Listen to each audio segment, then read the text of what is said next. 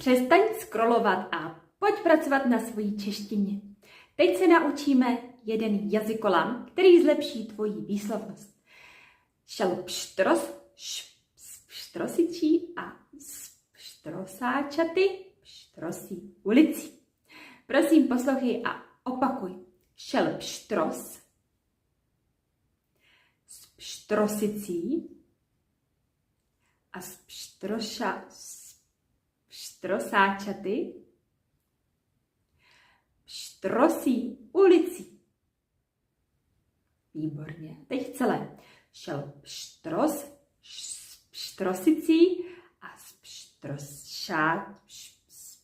pštrosáčaty, pštrosí ulicí.